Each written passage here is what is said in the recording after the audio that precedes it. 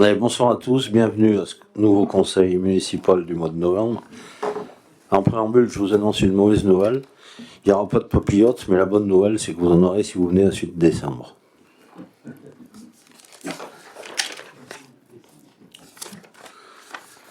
Voilà, c'était pour faire une petite introduction. Je vais faire l'appel.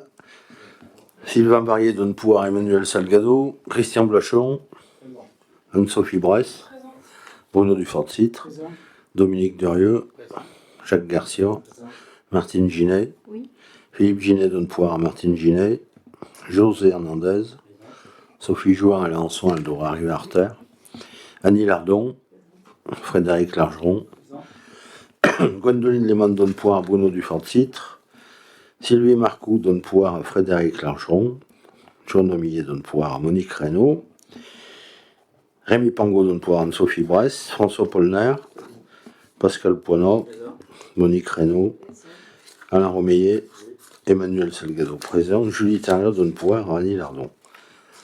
Merci à tous de votre présence et au public qui est venu en famille.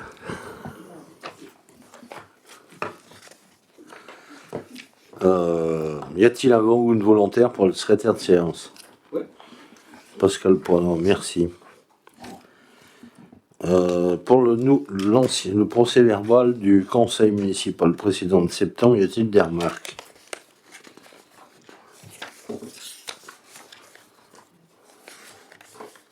Pas de remarques, on passe à l'approbation. Y a-t-il des abstentions?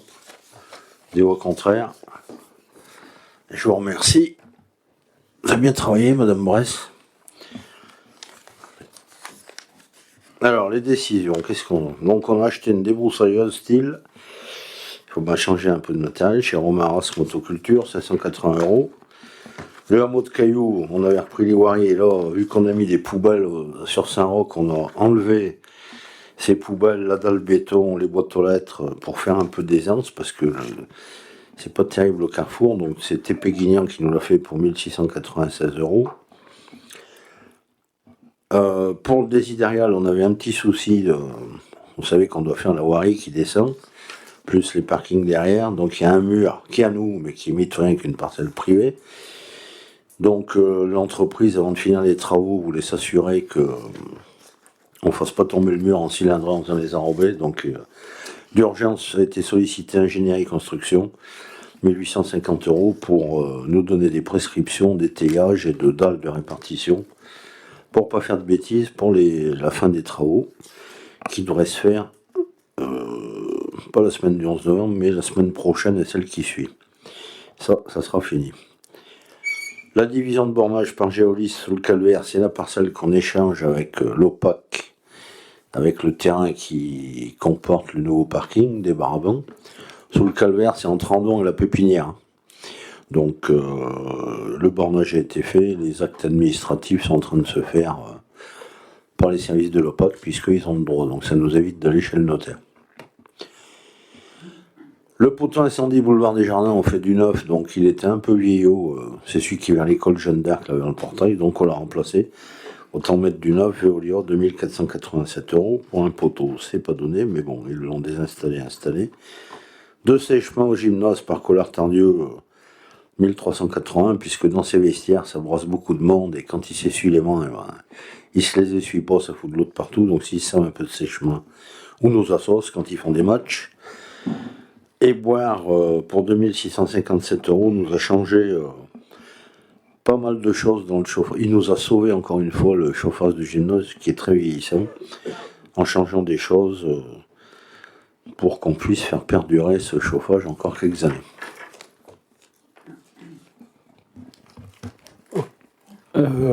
Ok, donc tu dis, donc c'est bien le chauffage c'est sur le réseau chauffage au niveau du gymnase. Ouais. Et donc a priori on a moins de soucis de retour par les associations, où il y aurait de l'eau chaude quand on veut de l'eau chaude et de l'eau froide quand on veut de l'eau froide. Ouais, j'ai eu la confirmation par M. Randazzo, qui est président de la MSV, qui m'a félicité en me disant que maintenant ils avaient de l'eau chaude. Voilà, c'est l'eau chaude. Oui, mais c'est au niveau du chauffage qu'ils ont, la chaufferie, qu'ils ont retouché. Hein. Voilà. L'eau chaude, ouais. C'est une petite question, Manu. Lotissement de hameau de Cailloux, c'est un lotissement privé? Donc on avait historiquement repris la voirie, hein, on avait délibéré et tout, c'est passé chez le notaire. Ça remonte à 2021 ou 20, je ne me rappelle plus de la date. J'ai pas... Ouais. Ouais. J'ai eu la même réflexion. Mais c'est passé, je peux la retrouver si vous voulez, mais je peux chercher. Non, c'est passé chez Maître Romain à Saint-Genis-Malifaux. Sinon, on n'aurait pas été gratté. Il y a juste la Comcom qui n'a pas voulu reprendre les réseaux d'assainissement, puisqu'ils ont un poste d'enlevage. Donc, on a gratté chez nous. Là. Mais allez-y, hein, c'est un carrefour assez dangereux. Donc, ça, c'est pas du luxe d'avoir enlevé ses poubelles. Et... Enfin, ce qu'il y a, c'est que sur tous les lotissements, on condense pour faire le maximum de mètres carrés vendables. Et on se rend compte qu'après, les accès sont plus durs, mais bon. On a mis un miroir aussi en face, donc c'est un peu plus sécurisé. De toute façon, il y a eu un équipement au niveau des conteneurs, j'imagine, des apports. Oui, pour tout Caillou, on a mis 400 semi-enterrés sur l'espace vert où la famille Colère jouait au foot quand ils étaient jeunes. On a mis les mêmes qu'aux Adrets et à Saint-Roch.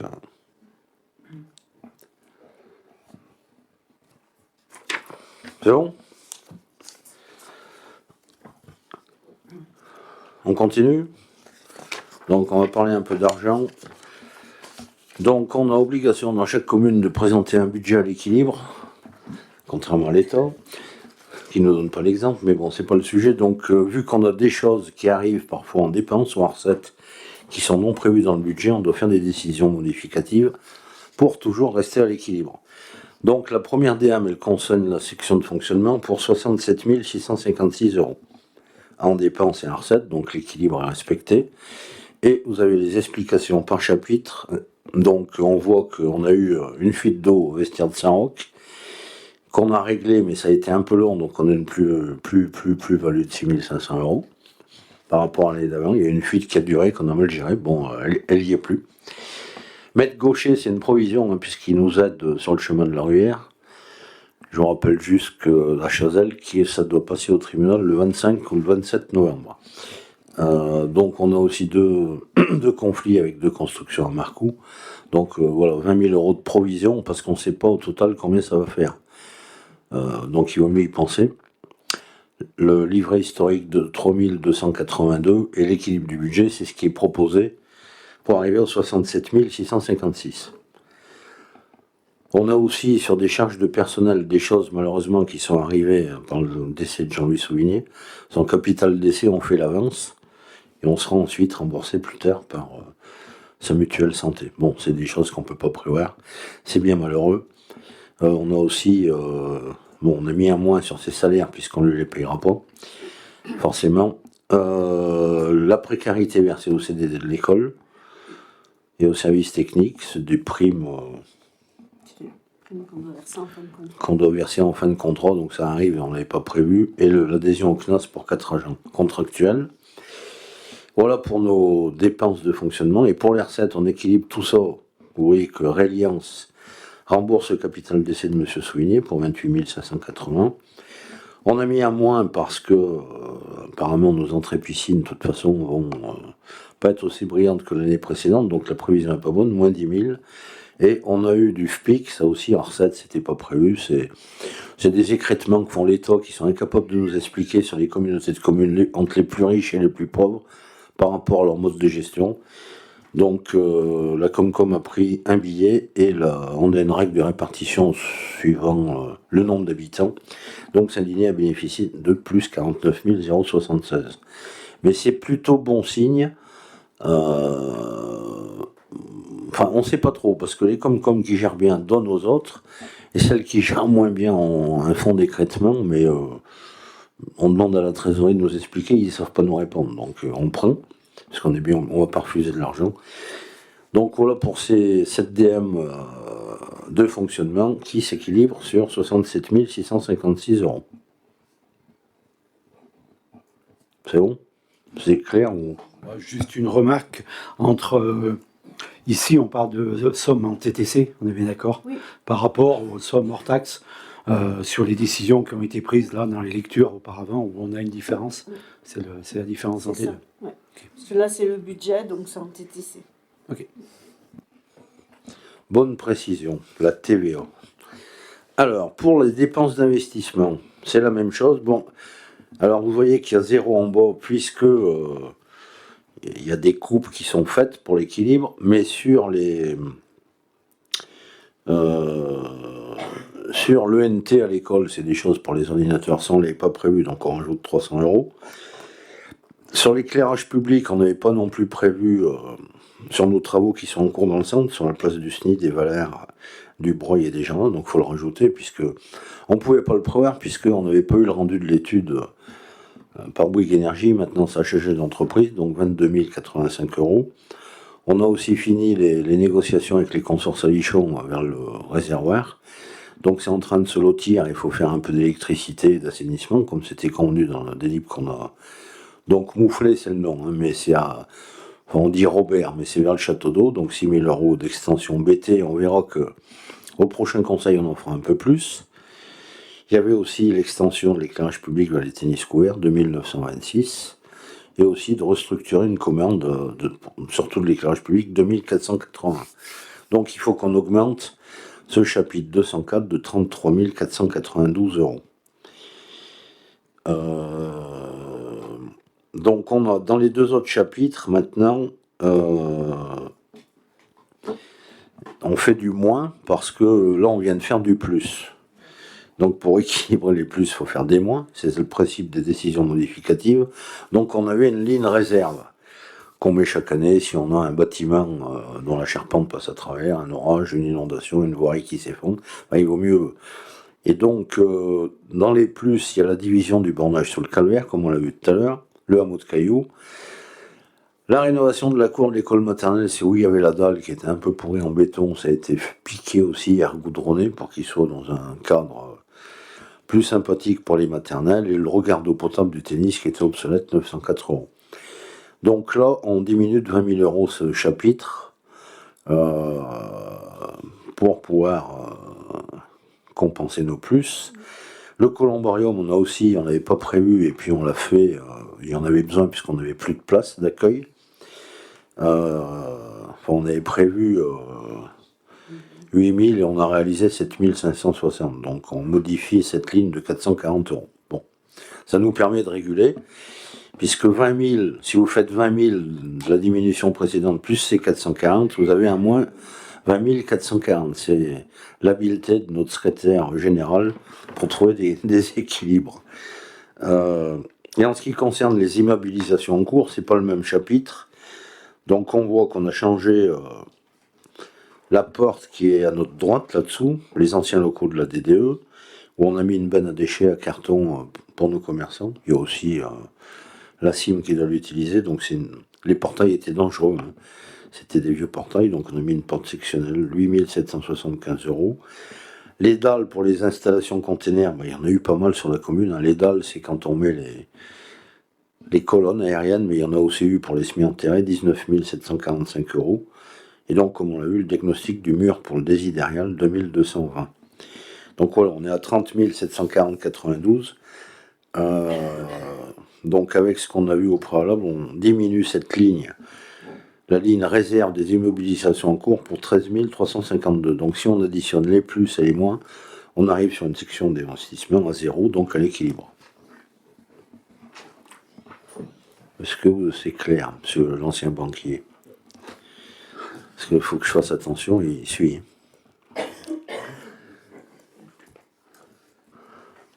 Pour cette décision modificative, y a-t-il des abstentions? Et au contraire? Je vous remercie. Merci au service pour le boulot effectué.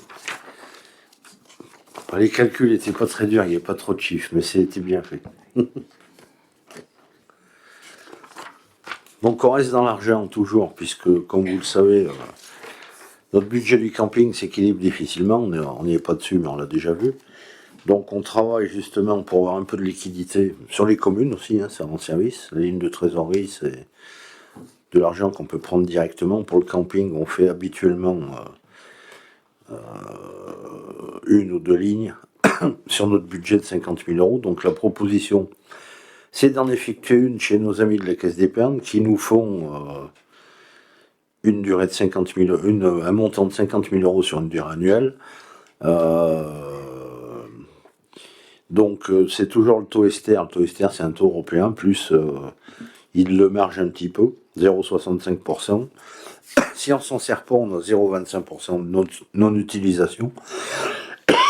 0,20% de frais de dossier, alors il n'y en avait pas, mais ils nous mettent pas de commission d'engagement. Donc ça doit revenir au même. Et les intérêts, c'est toujours facturé mensuel à terme échu. Donc on est obligé de le faire parce que si il y a un chauffe-eau qui tombe en panne ou qu'il y a un besoin urgent de liquidité, je vous rappelle que c'est un budget annexe et qu'on a, en théorie, il ne faut pas que les trésoriers nous chopent se servir du budget général. Donc il faut qu'on ait un peu de liquidité pour ce budget, pour pallier, pas forcément pour les dépenser. Si on les dépense pas, on les dépense pas. Et souvent, la caisse d'épargne, comme on l'a vu l'autre fois, c'est souvent les mieux placés. Dans notre secteur, hein, je ne connais pas toutes les banques de France, mais c'est souvent les mieux placés pour faire des lignes de trésorerie qui, évidemment, remboursent. Enfin, on rembourse que tout ce qu'on se sert.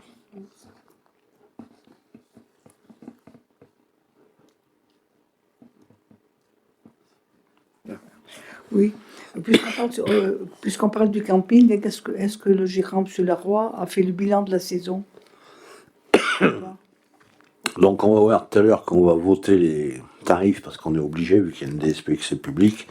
M. Leroy est en train de les faire et on les fera pas parvenir ce soir, on essaiera de les faire parvenir dans un des deux autres conseils qui nous restent.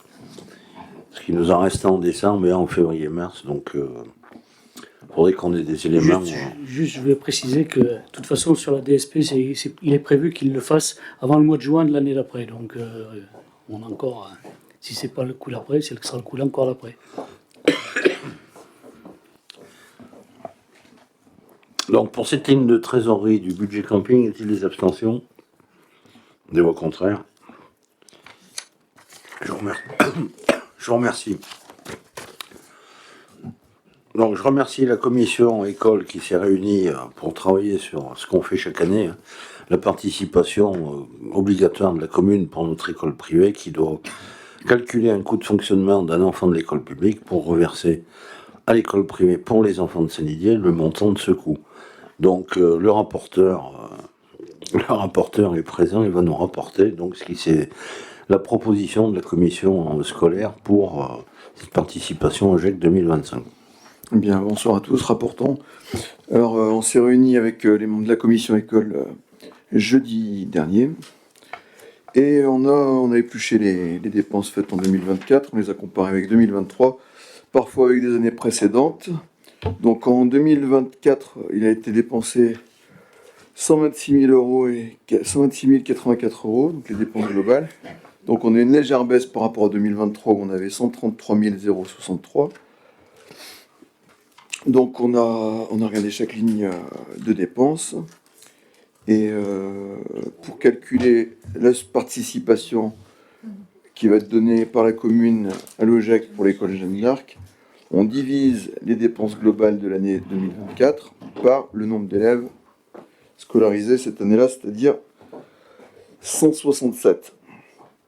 Il y avait donc 167 élèves à l'école d'Aultour en 2024. Et si on divise 126 084 par 167, on arrive à 755 euros par élève. Donc le coût d'un élève, c'est de 755 euros. Donc on peut dire qu'il a augmenté de 24 euros, puisqu'en 2023, le coût était de 731 euros. Puisqu'en 2023, on avait divisé 133 000 euros par le nombre d'élèves de 2023, c'est-à-dire 182, pour arriver à 731. Donc, j'espère que je ne vous noie pas avec tous ces chiffres. Sans tableau, c'est difficile. Donc, Isabelle, elle était en fer. je vais les redire plusieurs fois pour que ça rentre un petit peu plus avec plus de souplesse. 126 000 euros dépensés en 2024 pour 167 élèves, ça nous fait 755 euros par élève de l'école d'Aultour. On remultiplie cette somme par le nombre d'élèves scolarisés à l'école Jeanne d'Arc et ça nous donne 95 885 euros, ce qui est une baisse du montant global, mais qui est une augmentation, puisque l'augmentation par élève a augmenté. Mais comme il y a moins d'élèves à l'école Jeanne d'Arc, le montant global baisse. Forcément, il ne risque pas d'augmenter. Donc en 2024, le montant global était de 100 878, puisqu'il y avait 138 élèves qui bénéficiaient de 731 €. Et en 2025, on propose avec la commission de verser aux 127 élèves de l'école les 755 €, ce qui nous fait 755 par 127 pour 95 885 € de montant total de participation à l'OJEC. Donc en respectant le calcul légal qui permet de participer au fonctionnement des écoles privées dans notre République. Donc, je vous donne 2-3 autres chiffres qui sont intéressants. On avait 154 élèves en 2021, puis 141, puis 138, puis 127. Donc, on voit aussi qu'il y a des baisses scolaires. Bon, les montants, c'était dans l'ordre de 100 000 ou de 95 000 pour la participation. Comme ça va venir vous arriver, les lignes qui ont été choisies pour la commission, c'est toujours les mêmes. De l'eau, de l'électricité, du personnel, de la maintenance. Donc, la somme le montant global qu'a donné François est déterminé par le tableau qui va arriver. Et on a pris toujours ces mêmes lignes pour définir le montant global de ce que nous coûtait l'enfant, l'école publique. Après, bon, moi je suis préoccupé par ces baisses scolaires, même là c'est que c'est maternelle primaire. Oui, donc Adolto, ça compte les deux écoles, hein, puisqu'on a deux écoles, elles sont incluses dans le même calcul.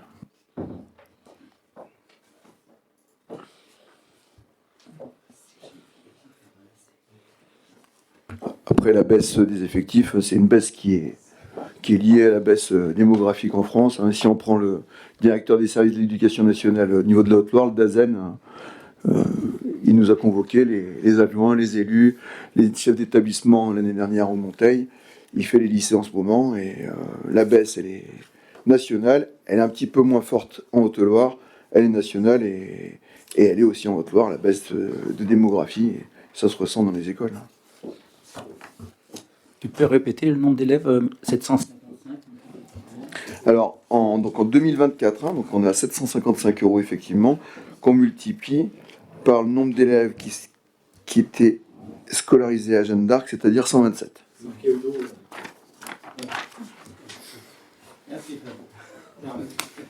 Tiens, le haut du tableau.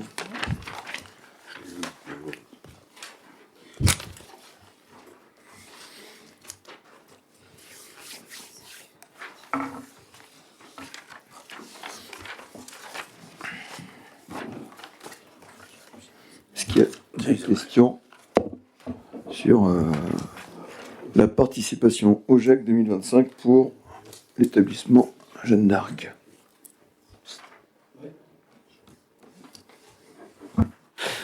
Ouais, François. Bon, d'abord, merci d'avoir fait cette commission, puisque je ne veux pas sans se souvenir que l'année dernière, tu nous avais présenté ces comptes sans avoir fait une commission sur ce sujet-là. Donc, je te remercie bien de l'avoir faite. Elle a été utile parce qu'elle a été riche en échanges. D'ailleurs, justement, c'est pour ça que je reviens vers toi. Lors de cette commission, on avait soulevé une ligne, la fourniture des petits équipements, qui a quand même pas mal évolué à la baisse entre 2023 et 2024, puisqu'elle était de 5 560 en 23 et elle est passée à 2006. Et lors de nos échanges pendant la commission, on avait souhaité un peu savoir un peu ce qu'il en était. On a parlé des stocks, notamment, et donc tu nous avais dit, ouais, j'essaierai d'y regarder pour avoir un peu plus d'informations. Est-ce que tu as des infos à nous donner là-dessus ?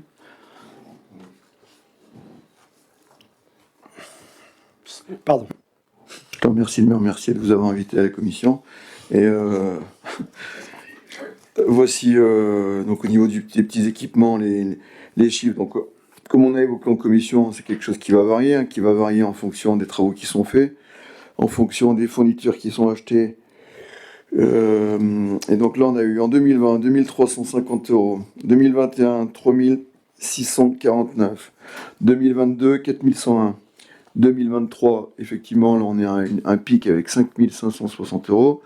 Et en 2024, on a noté cette baisse de 3000 € presque, puisqu'on arrive à 2636 €. Donc c'est vrai que c'est une ligne qui est intéressante d'analyser. Et c'est des fournitures qui sont liées aux travaux qui ont eu lieu en 2023 23 qui justifient plus de dépenses, parce qu'il y a plus de travaux, et il y en a moins en 23. Alors après, il y a toutes les lignes, il y a chaque détail, il y a chaque détail, tous les achats qui ont été faits. Bah, si tu refais toute une pièce, que nous on fait le plâtre, l'électricité et tout, tu vas monter à 7000. Voilà. Si tu fais moins de salles. Là, j'ai toutes les lignes, il y a tout, jeu de tringles, placo.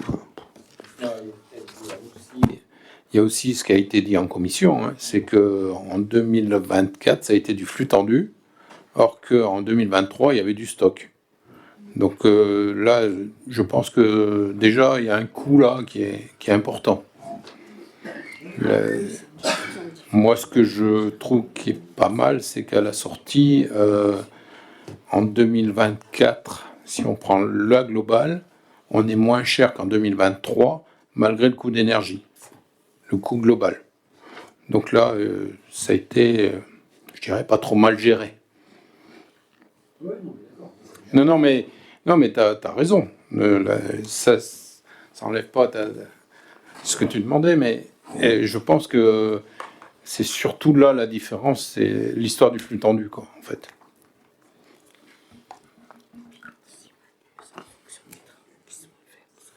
Oui.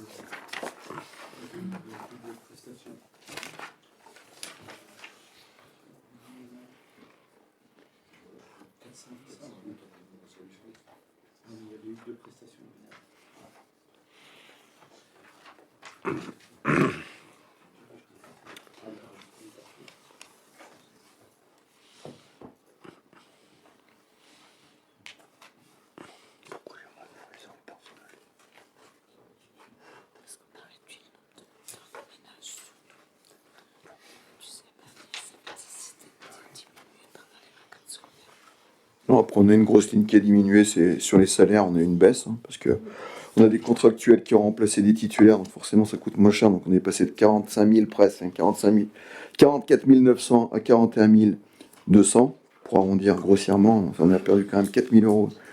On a dépensé 4 000 euros en moins grâce à du fait que des contractuels ont remplacé des titulaires qui étaient soit en arrêt maladie, soit qui sont en disponibilité.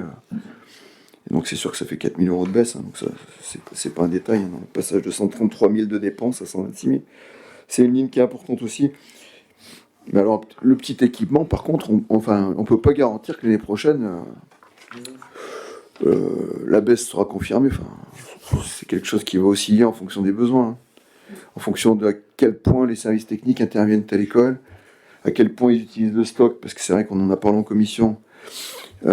S'il y a un gros stock de choses qui vont être pour le placo, de la peinture, ils vont pas faire d'achat par rapport à des travaux qui ont lieu, mais il n'y aura pas de dépenses. Par contre, si c'est du matériel dont ils ont besoin, ils vont faire de la plomberie, qu'il y en a pour 1 000 euros de matériel, on imagine bien que ça fera grossir les chiffres.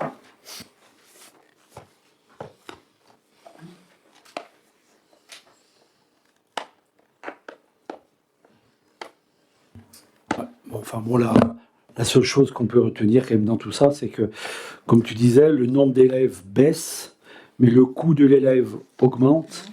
Donc ça veut dire qu'il va falloir qu'on soit vigilant. Enfin, c'est-à-dire que moins on a d'élèves, mieux ça nous coûte cher pour un élève d'auto. Donc c'est vrai que en ayant une baisse démographique, il va falloir qu'on soit très, très vigilant sur ça. C'est bien pour ça qu'il faudrait qu'on continue à ce que notre commune soit dynamique, qu'on puisse faire des zones industrielles pour qu'on puisse avoir un maintien des enfants et du dynamisme. Sinon, ça posera des soucis à tous les secteurs qui dépérissent en termes de population.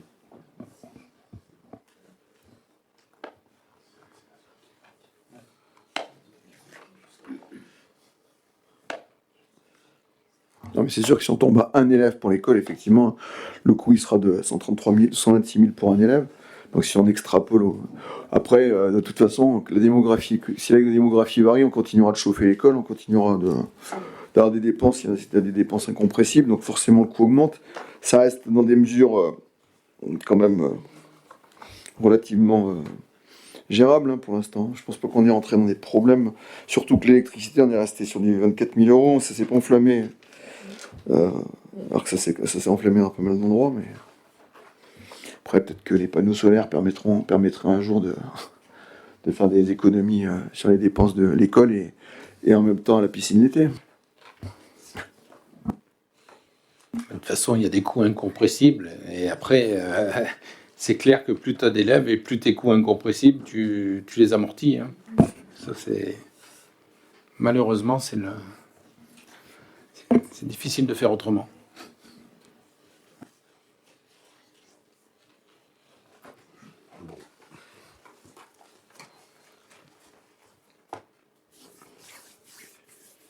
C'est bon, mon français aussi.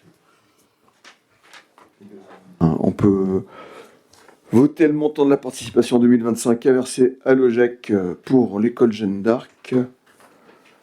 Est-ce qu'il y a des abstentions ou des voix contraires? Bien, adopté à l'unanimité. Merci. Donc merci à tous ceux qui ont travaillé là-dessus. Merci pour l'école. Et je vous invite à garder le tableau précieusement parce que depuis le début du mandat, c'est toujours les mêmes lignes qui ont été soumises à analyse par rapport au fonctionnement. Donc c'est un calcul relativement simple au niveau des mathématiques. Après, les explications qui ont été données font... Mais si on regarde les montants globaux depuis 2021, il y a eu très peu de variations. Et le futur nous dira comment ça évolue. Donc, je vous le disais tout à l'heure, notre camping, tant apprécié des Désidériens, vu que c'est une DSP, la loi nous oblige, commune, à délibérer sur les tarifs. Donc, c'est Bruno qui va nous présenter les propositions de Monsieur Laroy avec quelques modifications depuis l'année précédente. Merci Manu. Ouais, comme le disait Manu, ouais, donc on est obligé de voter des tarifs, des tarifs pour le camping. Mais c'est sur proposition de M. Laroy qui lui, bon, voit ce qu'il fait. On lui dit bien qu'il ne faut quand même pas qu'il exagère, mais il n'a pas exagéré puisqu'il a mis une hausse en moyenne de 2 à 3% à peu près. Par contre, il a créé des choses complémentaires, notamment au niveau des emplacements. Il s'est aperçu qu'il avait des gens qui venaient à pied ou en vélo tout seul, donc il a créé un tarif spécifique, emplacement sans véhicule à moteur. Donc c'est les randonneurs ou les cyclos pour une personne. Donc ça c'est nouveau sur sur la saison. Donc le camping va ouvrir du 11 avril au 9 octobre. Après donc c'est tous des tarifs de 2 à 3% d'augmentation par rapport à l'année d'avant sur les emplacements. Il a créé aussi un véhicule supplémentaire. Il s'est aperçu qu'il y a des gens qui viennent avec 2 véhicules quelquefois. Donc un véhicule sur un emplacement. S'il veut mettre le deuxième véhicule, il paye comme partout. Donc ça c'est sur les emplacements. Au niveau des chalets, il a supprimé la très basse saison. Il estimait que ça servait à pas grand-chose. Donc il a supprimé la très basse saison. Par contre, il a créé une hors-saison. C'est un petit peu pour avoir la main libre sur les chalets. On a 3-4 chalets qu'on peut isoler en hiver. Si jamais on a des problèmes de gens qui ont eu des problèmes avec leur habitation, des inondations, pour qu'on puisse les loger, qu'on ait des tarifs qui soient déjà tout préparés et qu'on ne soit pas obligé de délibérer obligatoirement sur un conseil municipal sur ces tarifs. Il a aussi modifié la location. Alors la location, les draps pour le séjour étaient fournis, serviettes, draps. Et là, il s'est aperçu que ça peut pas le faire, c'est tellement cher que donc maintenant il met un tarif il fait une location sur les draps pendant le séjour et la serviette, donc de 5 ou 6 euros. Donc ça c'est nouveau. Il y a toujours le véhicule supplémentaire qu'il a mis payant maintenant. Donc avant il y avait un seul tableau qui faisait les chalets 4-6 personnes et le PMR, donc il a fait 2 tableaux séparés, comme ça lui permet d'avoir un peu plus de latitude par rapport à ses chalets. Le mobil-home, 6 personnes, donc ça c'est un équipement qui lui appartient. Donc où il y a pratiquement tout, hein, la télé est incluse. C'est un mobil-home standing qui est déjà au camping. Il avait racheté à Émilie Fortet. Donc là, c'est toujours pareil, il met le véhicule supplémentaire à 5 €. Et au niveau des tarifs résidents, il n'a pas augmenté. Au niveau des mobil-homes, il n'a pas augmenté les tarifs, il les a laissés à 1350. Il n'a rien changé par rapport à l'électricité, donc les gens payent l'électricité consommée. La taxe de séjour, c'est soit un forfait, soit 1 € par nuit par adulte. Hein, et puis, il a mis aussi un deuxième véhicule à 80 €, au cas où il y ait un deuxième véhicule. Et au niveau des caravanes, il n'a pas changé le tarif. Par contre, il a rajouté le kilowatt consommé au niveau de l'électricité. C'est tellement cher. Il met 30 centimes d'euros par kilowatt consommé au niveau des caravanes. Voilà. Sinon, il n'a rien changé d'autre. Donc après, c'est une proposition de M. Laroy. Donc je pense qu'il est... Par rapport à ses bilans, c'est ce qu'il voit, ce qu'il faut qu'il fasse sur le camping. Hein. Il n'a pas été... Enfin, il a mis qu'1 ou 2% d'augmentation, donc ou 3% dans le pire des cas. Voilà. Est-ce qu'il y a des questions sur ce camping? Bon, tu as dit la date d'ouverture du camping de Du 11 avril ouais, au 9 octobre. au 9-10. Les tableaux sont faits jusqu'au 4-10. Non, si tu regardes. Ça dépend. Il y en a qui sont au 4-10, les chalets 4-10.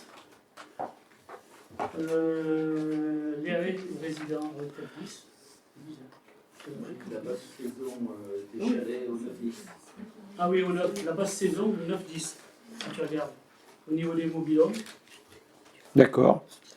Ok. Et des chalets, 9-10. La basse saison. Ok. Voilà. D'accord. Ok. Les résidents, c'est jusqu'au 4. Ouais, c'est un dimanche. Ok. Ok. D'accord. Il y en a une partie qui s'arrête un peu avant. Est-ce qu'il y a d'autres questions par rapport au camping? Donc je vous ai dit, le bilan, il est en train de le préparer, il nous le présentera quand il aura... quand ça sera fait, quoi. On va passer au vote. Est-ce qu'il y a des voix contraires? Des abstentions? À l'unanimité, merci. Avec un souhait de grand soleil pour tout l'été, pour tous les hébergeurs du territoire. C'est quand même ça qui aussi décide. Mais ça, Madame Soleil, seule elle le sait. Donc, la commission association, non, on avait délibéré le 14 mai 2025 pour les subventions aux associations. 10 juillet, pardon. Même avec mes lunettes, j'arrive pas à lire. Merci Isabelle. Donc, on le fait chaque année pour les 2 délibs qui suivent. Il y a 2 clubs qui ont un emploi sportif, il y a le tennis et le basket. Donc on alloue donc sur le tennis 4 991,25 €, mais et ça globalise emploi sportif pour la participation de la commune, mais vu qu'ils font leur demande à profession sport du département maintenant avec un nombre d'heures, on le régule maintenant, parce que si on fait pas ce délib, ils peuvent pas avoir les sous du département. Voilà. Donc cette subvention pour le tennis, elle est de 4 991,25 €. Elle se dissèque de 3 121,25 € pour une subvention normale, comme avec le calcul de la grille qu'on a. Et il faut y rajouter 1 870 € pour l'emploi sportif, 935 heures annualisées à 2 € de l'heure. Voilà, c'est le critère du CD 43.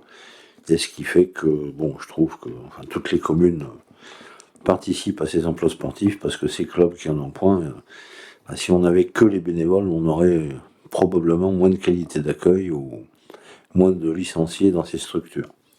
Alors après, heureusement qu'il y a aussi le département qui subventionne, parce que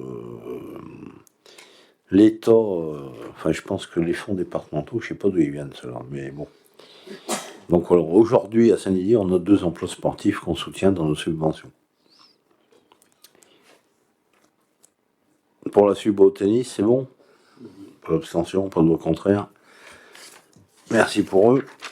Donc pour le basket, j'ai une petite anecdote à vous raconter, donc je vais vous la raconter. Puisqu'il est intercommunal, ce club, avec la CEOV. Donc pareil, hein, il y a une somme globale qui est allouée et une répartition pour l'emploi sportif. Donc le maire de la CEOV a dû trancher lui-même, à l'unanimité de lui-même, qu'on ferait de tiers un tiers. Donc je dis oui, et donc ça veut dire que la CEOV participe aussi à l'emploi sportif. Mais je sais plus, il avait dû se baser sur la population. On n'avait pas pris l'adresse des licenciés, mais bon, c'est pas bien grave. C'est l'emploi sportif, ça nous représente 450 €. Donc on n'allait pas se chiffonner pour des chiffons. Et donc ils ont en tout 2075 € 20 de subventions. Donc 1624,96 € par rapport au nombre de licenciés et 450,24 € qui représentent 336 heures annualisées, 1,34 € de l'heure. Pourquoi c'est moins au basket que le tennis? J'en sais rien, faut demander à la profession sport. C'est leur critère probablement. Mais sachant que ces subventions, on les a déjà versées, nous, et qui ont été votées, mais c'est la délib leur sert à faire leur dossier. Donc pour le basket club, des abstentions, des voix contraires. Merci pour le basket club Désidérien, c'est son nom. Donc c'est le BCDS.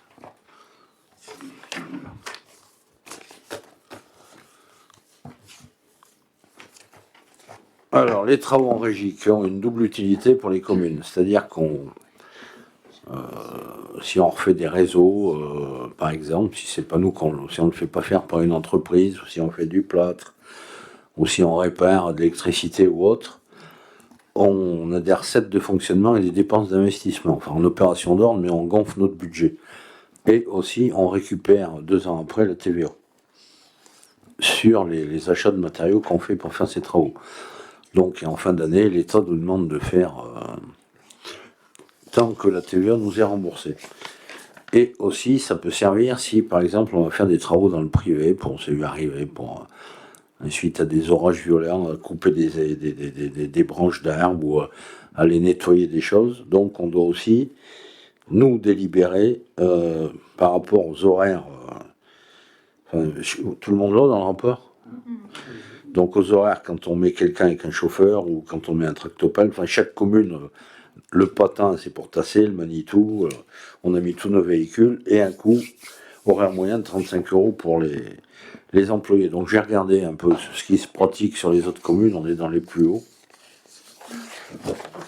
Enfin, ça dépend pourquoi, mais à la limite, je préférerais qu'au niveau de la Comcom, on se mette un peu en adéquation. Bon, mais tout le monde n'a pas le même matériel. Sur les employés communaux, on est le plus haut. Non, c'est la CEOV le plus haut. Mais bon, c'est pas des choses qu'on fait beaucoup mais globalement, on est dans la fourchette haute. Et l'avantage de la régie, c'est qu'on récupère cette TVA. Et puis, il faut bien que nos employés, on les gratifie un peu de travaux. Et pas toujours faire travailler des entreprises privées. C'est des choix à faire par rapport à la taille des travaux. Donc, la proposition de ce soir que je vous fais, c'est de ne pas toucher ces tarifs pour l'année 2026, en fait. C'est ça? Non, 25. C'est les travaux en régie. Ah oui, puisqu'on va les faire le toto. Bon, alors, on peut voir on était à 300 000, 245 000 depuis 2020. On a fait que 169 000 en 2024. En fait, ça dépend ce qu'il y a sur la commune ou ce qu'on engage. Et puis, ça dépend, parce que s'il n'y a pas d'articles achetés ou de matériaux, il n'y a pas de TVA à récupérer. C'est que des heures de travail, dans les travaux en régie, il n'y a pas de TVA. Donc ça dépend ce qu'on fait.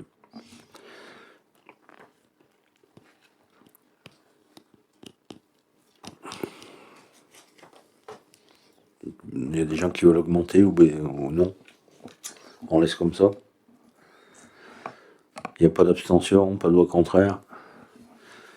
Donc on donnera notice à notre chef de service technique qui est chargé de faire le récapitulatif en fin d'année de ce qu'on a fait en régie. Alors les employés, j'avais fait une grosse dépense l'année dernière pour célébrer le départ en retraite de Serge Fournal et de Josiane Paulet, mais je pense qu'il l'avait mérité. Donc j'avais dit que cette année on en ferait un peu moins. Donc la proposition qui est faite de ce soir, c'est de pas faire de grosses réceptions pour les employés cette année, mais c'est toujours de les gratifier de 70 € de chèque cadeau aux 13 titulaires et aux 8 contractuels, et de leur ajouter un chèque cadeau, puisque si on fait pas de réception, l'argent qu'on dépense pas, on le met en chèque cadeau locaux de 30 €, donc 70 plus 30, ça leur ferait 100. Et donc les chèques cadeaux, on en reparlera peut-être tout à l'heure, mais c'est les commerçants concernés, bon c'est un show, hein. Chez le Nouveau Boucher, chez Désidérac, chez Denis Momieux et Carrefour, c'est plutôt de l'alimentaire. Les titulaires et les contractuels aient le même montant, et qu'après ils se répartiront, on en prendra. Donc on a 21 agents, divisé par 4, ça fait... Il y en aura 5 chez un, 5 chez un, et 6 chez l'autre. Ils se les tireront au sort, et puis ceux que ça leur va pas, ils se les échangeront entre eux. C'est pas bien grave, c'est toujours ça qui rentre. Et puis l'objectif, c'est aussi de soutenir nos commerces locaux. Parce que je trouve que bon, c'est ce qu'ils disent un peu sur des chèques qu'on leur donne. Donc ça fait aussi un petit soutien local à l'économie locale. Et ça leur fait une augmentation substantielle de 40%, quoi. Ça en 70, ça fait, ouais, c'est pas mal. Mais bon, faut bien un peu rétribuer nos employés, et en plus, s'ils vont, et pour ceux qui sont pas de la commune, ça leur fera connaître les commerces locaux.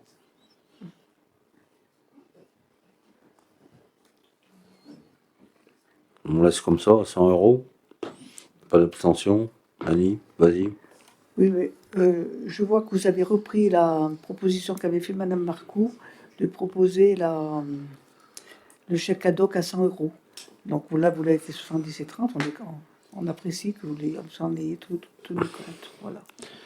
Voilà, donc ça c'est un contrôle, et les prochains mandats, les arguments des uns et des autres seront bons. Mais je pense que 100 € c'est bien. En plus, on fait travailler du local. Et après, la remise collective avec des élus, ça peut se retrouver. J'avais dit que je dépenserais moins cette année, parce qu'il y a eu une grosse dépense l'année dernière en réception. En réception, pas en chèque cadeau. Voilà, donc merci à tous. S'il n'y a pas d'abstention, pas de voix contraire. Donc merci à tous pour les employés. Eh bien, au nom des employés communaux, je vous remercie.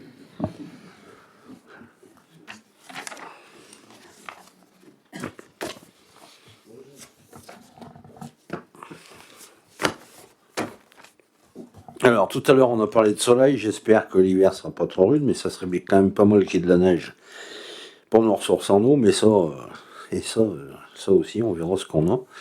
Donc, on est obligé de délibérer parce que c'est légalement obligatoire par la loi, puisqu'on met des gens d'astreinte. Donc, quand on met des gens d'astreinte, il faut les payer avec une délibération pour que la trésorerie puisse les payer. Donc, je vous rappelle vite fait le principe. Donc on propose 15 semaines d'astreinte du 21 novembre au 6 mars. Bon, s'il neige après le 6 mars, vous inquiétez pas, les engins on les ratelle et on paye des heures supplémentaires. Donc il y a un gars qui se lève à 3h du matin, c'est ce qu'on appelle le patrouilleur, il estime s'il y a de la neige ou du givre, et il appelle ses 4 agents avec le tractopelle, le camion et d'autres engins où ils ont un circuit de déneigement, plus les frères moines. 2 entreprises qui nous font en gros toute la campagne, ce qui fait qu'au total on fait plus de 90 km de voirie. Donc ils partent à 5h et l'équipe de salage, je suis derrière pour qu'après qu'on ait raclé, on sale. On fait pas autant quand ils font dans les stations de montagne, ils passent, ils raclent toutes les 5 minutes pour que ce soit au noir. Mais je conseille fortement à tout le monde de mettre des pneus neige. De plus, celui qui est patrouilleur, il récupère son lundi compensateur. Et pour les semaines de Noël et du jour de l'an, la semaine d'astreinte augmente à 205,75 € au lieu de 159,20 €, puisque c'est majoré à cause du jour férié. Mais il y a des gens d'astreinte le 1er et le 25. Donc si on fait les totaux des 150,920 € par 5 personnes, Par semaine, ça fait 796. Par 13 semaines, 10 348. Plus les 5 personnes des 2 semaines à 205,75, on rajoute 2057. Plus la récup. Ils prennent, donc on arrive à un coût global des astreintes, sans acheter de salle ni de pozzolan, qui augmente 15 573,90, sans compter les entreprises privées. Donc en gros de mémoire, on a fait ces 2 derniers ans entre 30 et 40 000 de dépenses d'hiver, avec des petits hivers. Si on avait les hivers d'avant, je pense que ça alourdirait 60 ou 80 000. Mais bon, c'est l'impôt public, il est fait aussi pour faire du service public. Et ça, c'est vraiment un service à la personne, donc je pense pas qu'on puisse l'enlever. Et je me rappelle bien que je t'avais dit, Sophie, si tu avais un souci, tu pouvais m'appeler.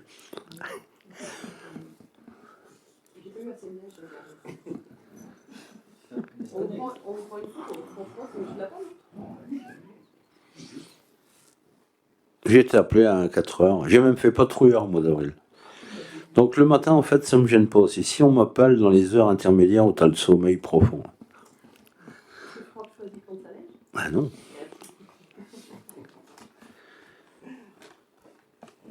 Tout le monde a compris comment ça marche? On y va? Pas d'abstention, pas de voix contraire. Donc ça aussi, c'est... Toutes les communes y sont maintenant. C'est calé, il y a eu des gros débats avant sur les horaires des employés, etc. Mais là, on est dans les clous légaux. Et... Bon, après, il fera l'hiver qui arrive. Donc, vous avez un grand tableau. Tout le monde là? Ça? Donc, j'ai préféré qu'on le mette, même si je ne suis pas très satisfait de ce tableau. Pourquoi? Parce que vous avez, mais c'est ce qu'il y a aujourd'hui, tous les postes d'ouvert à la commune de Saint-Didier. Alors, il n'y a pas 50 employés, mais la procédure dans la fonction publique, c'est que chaque fois qu'il y a quelqu'un qui change de grade ou un nouveau qui arrive, on ouvre un poste. Mais ce qu'il faudrait, c'est supprimer l'ancien. Ou en garder un parce qu'on sait qu'on a, donc on voit pour Madame Damon qui a changé de grade, il y a toujours son ancien grade. Donc jusqu'en 2012, on pouvait le faire nous-mêmes, et aujourd'hui, il faudra qu'on le propose au centre de gestion, au centre comité social et technique du centre de gestion pour pouvoir délibérer. Mais je pense que c'est mieux de le mettre à jour réellement et de garder que le nombre de postes qu'on a par rapport au nombre d'employés qu'on a. Donc la proposition de ce soir, même si c'est que par les temps qui courent, l'emploi est une problématique générale sur le privé ou sur le public par rapport à l'envie ou aux gens la qualité du travail des gens. Donc la proposition, c'est, je pense, qu'au niveau administratif, on a trouvé un équilibre sur le secrétariat, qui n'a pas toujours été le cas, puis c'est pas toujours évident. Donc c'est de vous proposer d'intégrer Sonia Portier, donc le poste de vacant de Josiane Paulet, l'ancien poste d'agent administratif, puisqu'il en a eu plusieurs. Donc, elle est lancée d'aider depuis septembre 2024, c'est de l'intégrer sur ce poste vacant en tant que stagiaire et d'intégrer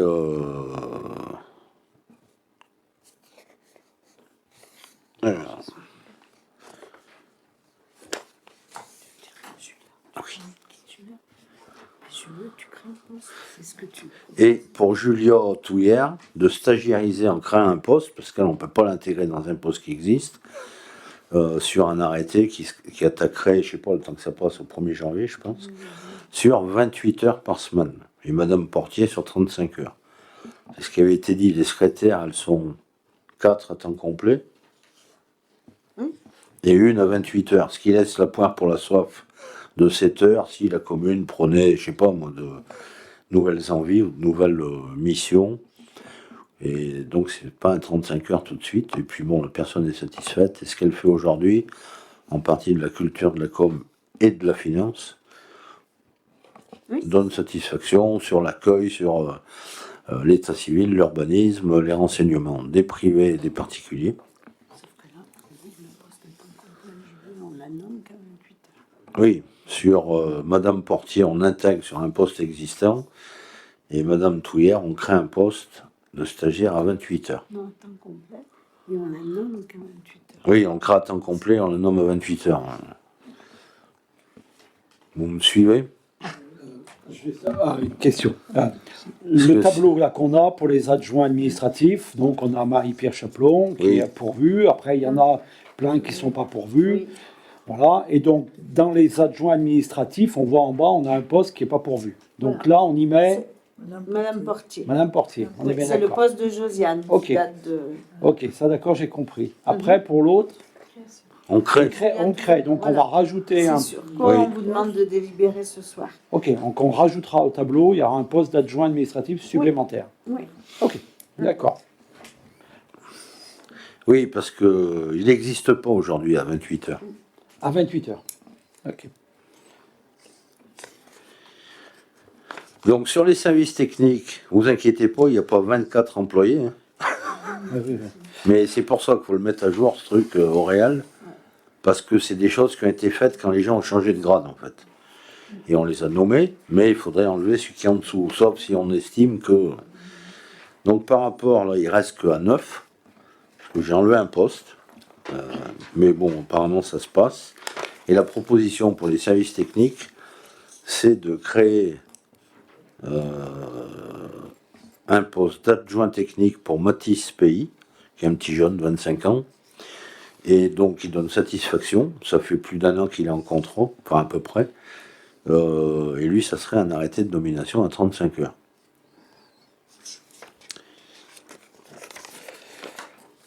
Puisqu'il n'y est pas non plus. Ok, il n'y a pas de poste d'adjoint technique. À 35 heures. Et après, vu qu'il est jeune, normalement, il devrait gravir des échelons au fur et à mesure de sa vie. Comme tous les gens qui ont été fonctionnaires. Oui, mais le poste d'adjoint technique n'existe pas. En 35 heures. Donc là, c'était... moi, je voulais qu'on le mette à jour, mais vu qu'on n'a pas le droit, on me l'a dit, il faut le passer d'abord en CST. Ce serait bien que si on pouvait y arriver avant de finir, mais bon, sinon, c'est une chose à faire pour que les gens aient une vision exhaustive des employés. Ce qui n'empêche pas qu'il y ait des contractuels aussi, hein, au flux de la vie de la commune. Sur le service administratif, il n'y aura plus de contractuels. Et sur les écoles, il y en aura toujours, puisqu'on a une personne en dispo qui, pour le moment, on ne sait pas, c'est jusqu'à 10 ans, donc on verra.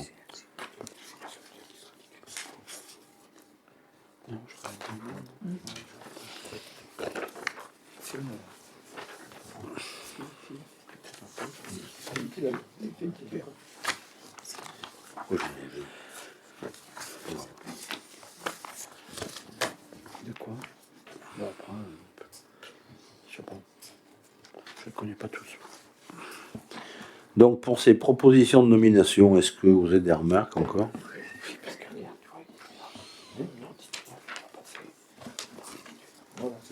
On peut passer à l'approbation. Y a-t-il des abstentions? Des voix contraires? Donc je vous remercie pour la commune, hein, parce que c'est pas pour moi. Et puis je pense que la stabilité qui est trouvée dans ce fonctionnement se ressent sur le fonctionnement, donc c'est bien. Et les personnes, j'espère qu'elles payeront l'apéro à leurs collègues. Et aux élus. Et après les élus, si elles les invitent, ils viendront, mais elles le font mieux comme elles voudront. Donc la chapelle Saint-Roch.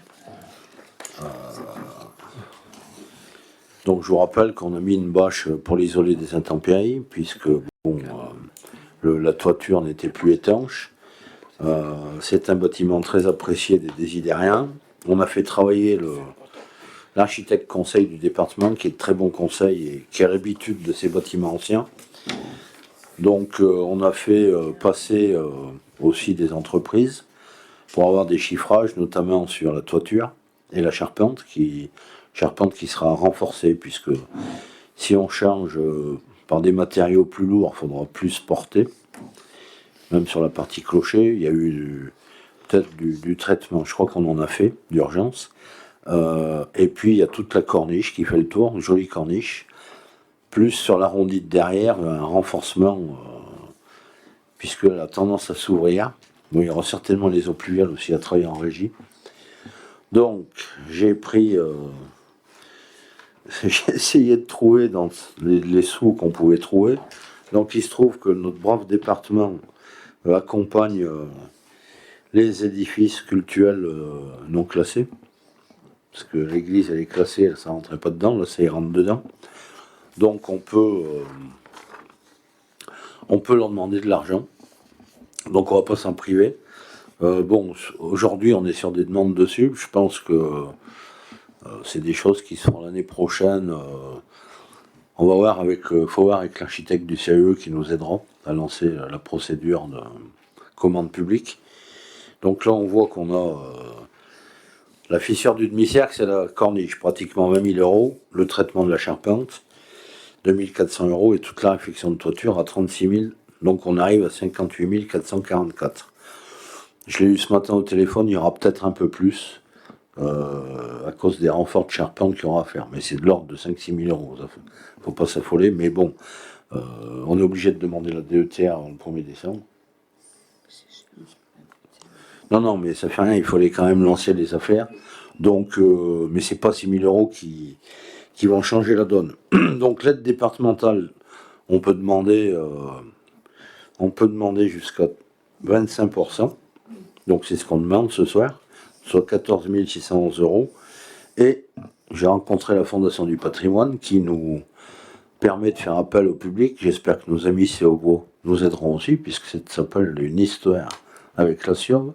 Les pestiférés de la Siove étaient enterrés à cet endroit et ensuite ils s'y sont construit une chapelle du nom de Saint-Roch, puisque c'est Saint-Roch qui a lutté contre la peste. Alors je compte sur l'association diocésaine pour nous aider dans ce relais d'information pour cette souscription. Parce que tout le monde peut y participer et c'est défiscalisable à 60%, je crois. Donc si vous donnez 100 euros, vous avez 60 euros de crédit d'impôt.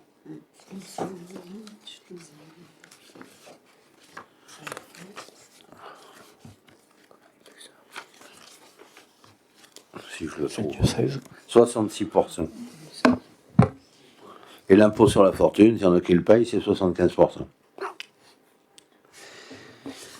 Donc si on fait les totaux sur ces demandes de 45% de sub, on a un montant total de dépenses de 58 444. Et moins les subventions, on aura un reste à charge de 32 144. Ce qui fait qu'on retape un élément du patrimoine local pour une somme, certes, qui engage l'ethnie de la commune, mais pas non plus... Enfin bon, il faudra faire une demande de permis, etc. Mais on les aura. Hein. Là, c'est sûr. La fondation, c'est un peu... j'ai été un peu fort. Il m'a dit que souvent, ce qui se pratiquait, c'était 10. Mais bon, j'ai mis 20 parce que...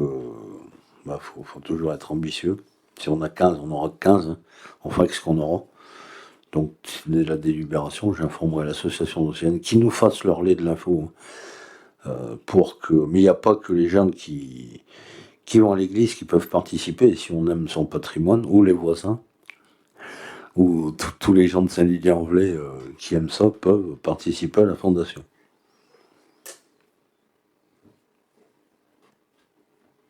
Une question, comment les gens peuvent savoir qu'il y a le lancement d'une souscription à Saint-Didier? Donc c'est ce que je dis, il faut qu'il y ait des relais d'information, déjà donc par l'association de Céliane dans les messes, et ensuite la Fondation du patrimoine va nous aider à faire des petits flyers, ou alors il faudra qu'on s'associe avec l'association de Cézanne pour faire peut-être une ou deux manifestations.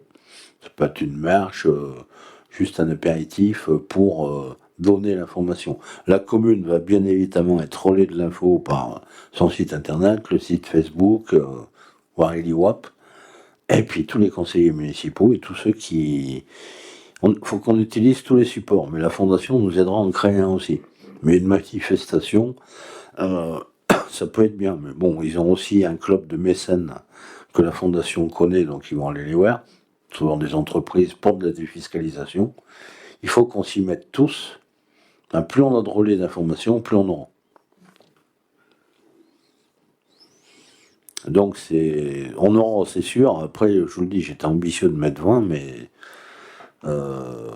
C'était les seuls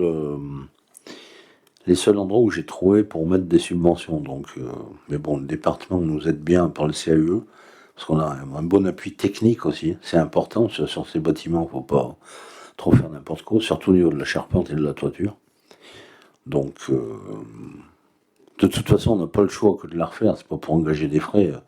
Elle est obsolète. Et il y a même du plâtre à faire, un peu de peinture dedans, mais il faudra voir après.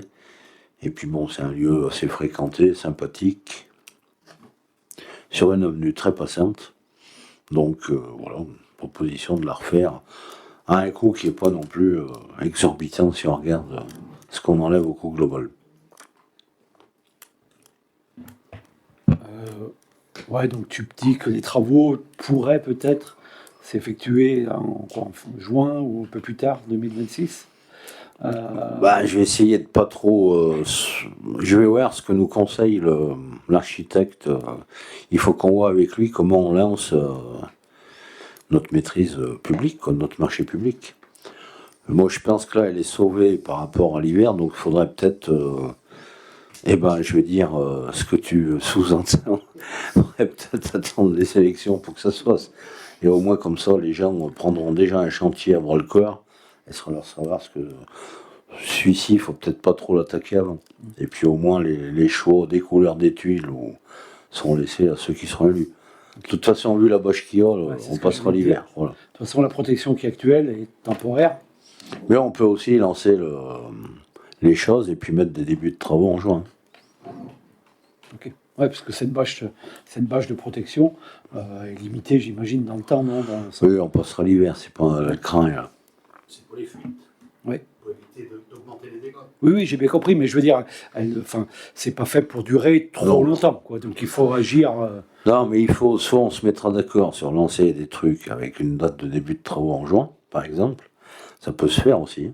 Soit on mettra tout prêt pour que les démarches de marché se passent tout de suite fin mars, quoi. Mais bon, si tout le monde est d'accord pour la refaire, je ferai une proposition de date au Conseil de décembre, comme ça on verra, tout le monde le saura. Ouais, en tout cas, il y a des dommages structurels, donc forcément, c'est ce qui engage les sommes que vous avez entendues.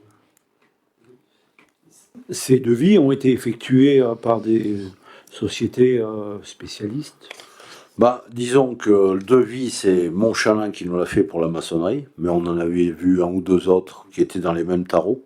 Donc j'ai mis le devis le plus haut. Pour les subs, c'est une stratégie, il vaut mieux. Beaufils Couverture Charpente de Saint-Thé, ils sont donc connus pour de la couverture, de la zinguerie, tuiles, ardoises, chaume. C'est des gens qui font bien style d'édifice. Donc c'est même eux qui nous ont aidés pour mettre la bâche. Donc c'est l'architecte des bâtiments de France, le connaît, hein, le couvreur. Hein. Le maçon, pour ce qu'il y a à faire, n'importe quel maçon peut le faire. C'est plutôt la couverture, il faut prendre quelqu'un qui sait bien s'y prendre. La maçonnerie, elle n'est pas très complexe.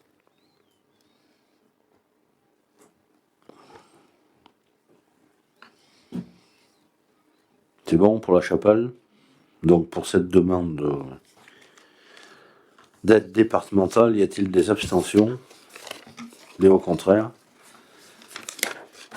Donc dès demain, j'informerai, il faut que je finisse le dossier de la fondation et puis qu'on attaque la communication.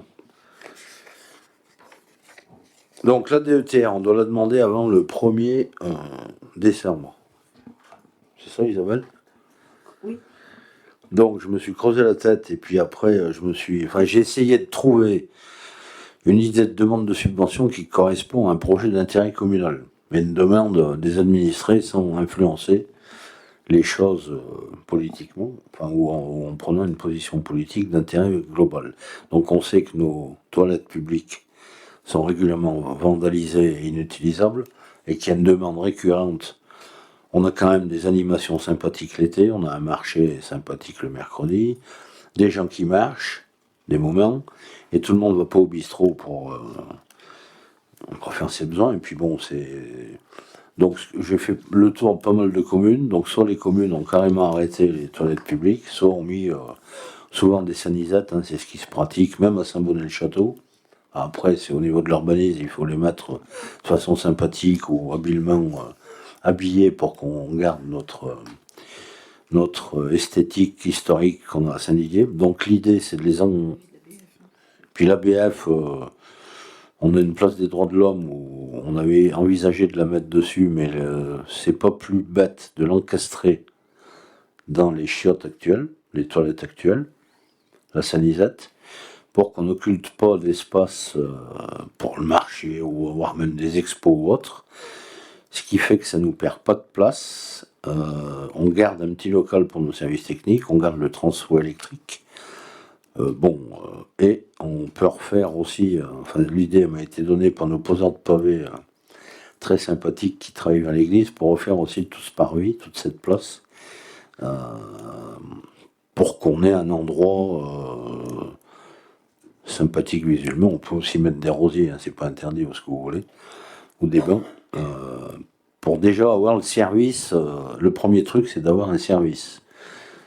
Parce qu'on a vu que pour la fête de la musique ou nos grosses fêtes qu'on a dans le centre, c'est embêtant. On a loué une sanisette, la CEOB nous avait prêté une sanisette, donc il faut qu'on soit à l'écoute de nos administrés et mettre en place quelque chose pour les accueillir, voire même nos touristes qui passent dans le village et qui en trouvent point. Et le mode de financement par rapport... donc la sanisette, ça coûte 65 000 euros, c'est-à-dire qu'il faut couper un peu la charpente, il y a un peu de maçonnerie, l'installer, une sanisette ça coûte 35 000 euros, plus des travaux de maçonnerie, et le coût de l'aménagement pavé de toute la place c'est 59 690, ce qui fait qu'on arrive à 136 690.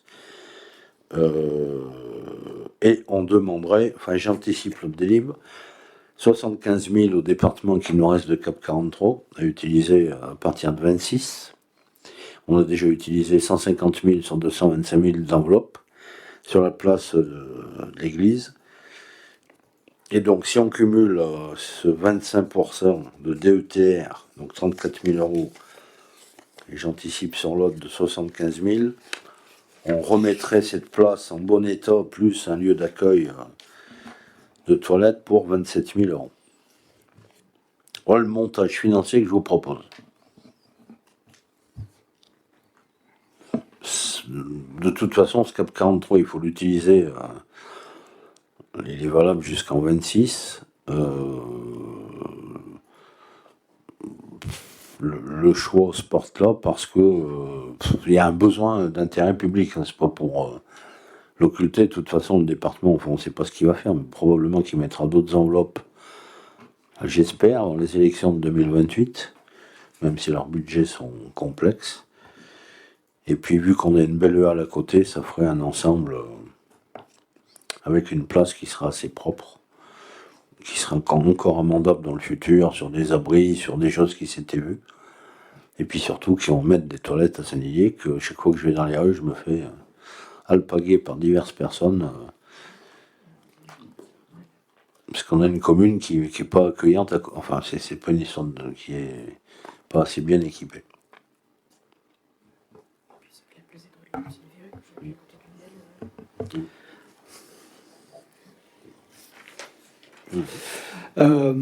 Très bien. Hein, ce que tu présentes, c'est bien. Ce qui mine, moi, je vous le dis, ce qui m'énerve, c'est que ce dossier-là, on en avait parlé en commission travaux avec un projet qui nous avait été présenté le 20 juin 2024. C'était un autre projet puisque c'était la sanisette à l'extérieur. C'était l'aménagement d'un mur végétal avec de l'eau. Mais je parle du 20 juin 2024. Depuis, on n'a pas eu d'autres commissions travaux, donc on n'a jamais abordé à nouveau ce sujet. Et aujourd'hui, tu nous présentes ce nouveau projet que moi, personnellement, je découvre, faisant partie de la commission travaux. J'imagine qu'autour de la table, il doit y en avoir d'autres qui doivent le découvrir, autres que peut-être les adjoints et autres personnes, je ne sais pas, qui sont peut-être dans la confidence, mais encore une fois, on nous présente un projet, tu nous budgétises un projet. Je suis désolé, mais moi, la dernière fois, pour moi, la sanisette, elle était posée à côté, elle n'était pas intégrée à la place des sanitaires. c'est pénible, quoi. C'est pénible. Pourquoi? Enfin, j'ai l'impression que, de toute façon, vous prenez les décisions. Bon, tu nous présentes ce budget. Comme je dis, on ne va pas aller contre, parce que c'est bien, c'est un nouvel investissement, c'est très bien. Mais punaise, ayez au moins, je sais pas, le respect de...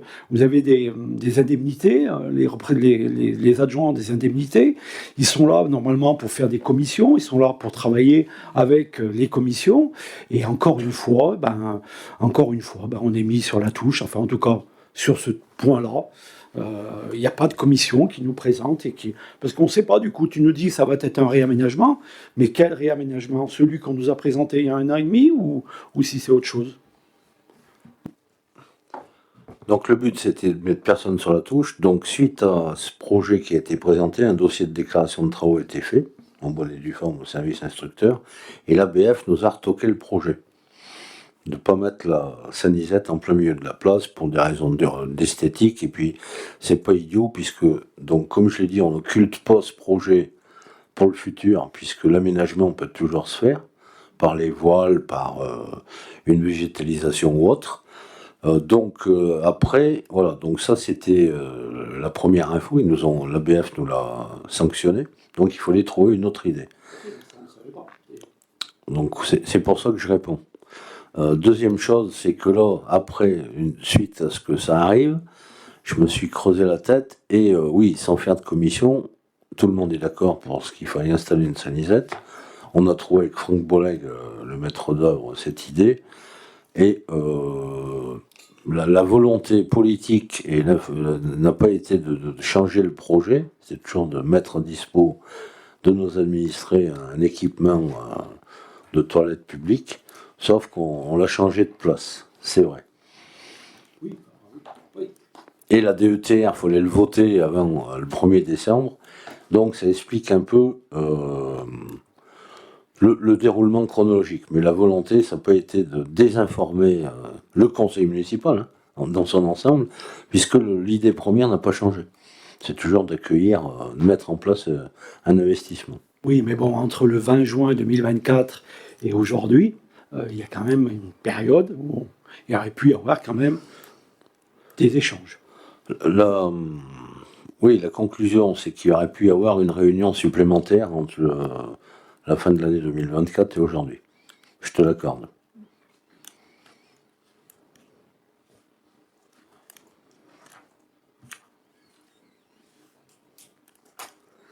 Mais dans l'esprit, je vous le dis bien, je pense que tout le monde est d'accord pour qu'on fasse cet équipement. Donc moi, je me suis plus attaché, oui, c'est vrai, à penser aux finances. Donc voilà. Mais et de travailler avec la Fondation du patrimoine ou le CAE pour voilà. Et là-dessus, de voir, oui, Franck Bolleg qui passait plusieurs fois pour prendre des mesures, c'est un retocage de. Et alors, j'aurais pu le faire au conseil de. On est quoi, non? 8 septembre. Tu as bien compris que le problème, c'est pas le fait que ce soit toi qui le présente. Pour moi, les élus ont des deux. Enfin, pour moi, c'est des devoirs. Lorsqu'on est élu et qu'on touche une indemnité, on doit faire régulièrement des commissions pour travailler des sujets qui sont sur les communes. Voilà, c'est tout. Je pense que tout le monde l'a bien compris. Donc, ça peut faire partie d'une profession de foi pour les temps qui arrivent. Donc, je reviens même si la remarque est tout à fait judicieuse, je reviens au premier principe. Donc, pour la demande de subvention de DETR on en est à ça 2026, pour l'aménagement de la place des droits de l'homme et l'installation d'une Sanisette, y a-t-il des abstentions? Des voix contraires? Donc, je vous remercie. Et on essaiera de les utiliser à bien. Edouard aussi, là, à mon avis, là, par contre, il faut qu'on lance les marchés assez rapidement pour qu'on fasse une CAO, pour que ça attaque le plus tôt possible. C'est pas que je veux le faire avant les élections, mais c'est plutôt urgent, plus que la chapelle, quoi. Hein? Si. Non, mais je veux dire, la chapelle, c'est quelque chose qui peut attendre les élections, mais là, je préférerais, je vous le dis, en toute honnêteté, qu'on lance un marché public Et CAO si on peut. Mais donc toujours pour cette installation de Sanisette, donc vous l'avez vu, le montant global est de 136 690 avec la réfection du parvis, où je pense qu'il faut laisser quelques espaces, quelques trous dans les pavés pour mettre quelques végétaux, ça serait sympathique. Voire même, pourquoi pas mettre des bancs, mais bon, c'est pas ce qui changera le montant. Donc si on met une DETR à 34 172,58, plus qu'on prenne notre reliquat de Cap 43 de 75 000, on aura un aménagement qui nous restera à charge à 27 517. Donc voilà pourquoi je propose de finir notre enveloppe du département sur notre centre-bourg. Il aurait été utilisé sur tout le centre-bourg. Les 225 000 euros. J'ai été pris en photo cet après-midi par le département. Si vous allez au vœu du département, il y a 19 maires qui sont mis à l'honneur. Je représenterai le canton. Mais bon, je leur ai dit que j'aimais bien le département, mais que l'enveloppe n'était pas assez grosse. J'aurais dit de ne pas l'écrire, par contre. Donc pour le CAP 43, est-ce qu'il y a des abstentions? Des voix contraires? Donc je vous remercie pour apprécier ce mode de financement. Et on verra comment on fait pour les démarches administratives et le suivi, mais il faudrait que ce truc il soit prêt. Faut qu'on fasse tout pour qu'il soit prêt au mois de mai, quand le début du printemps, de l'été, pour qu'on n'ait pas trop de soucis pour nos manifestations et pour qu'on le mette en place correctement. Alors, l'ordre du jour étant épuisé, Isabelle, tu veux redire merci pour les chèques cadoc? Non, donc on passe la parole à Bruno.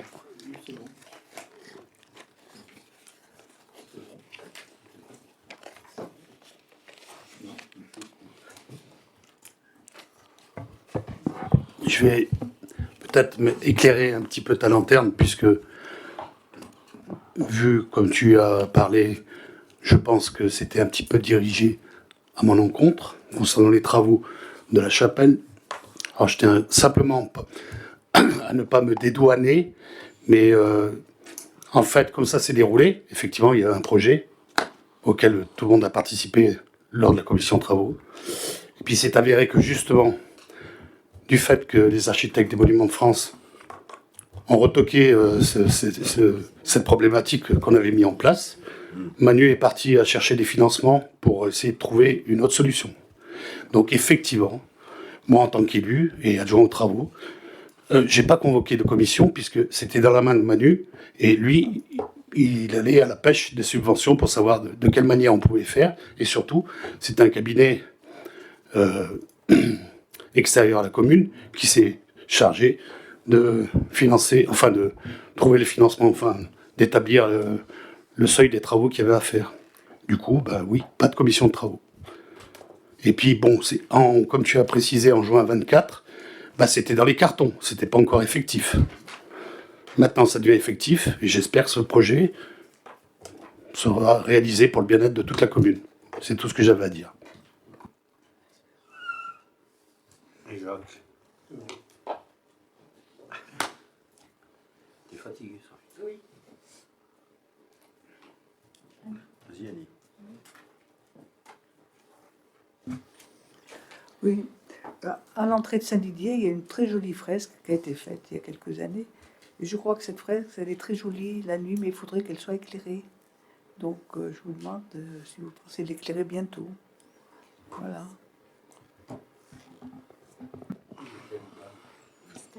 La fresque qui était la plaie.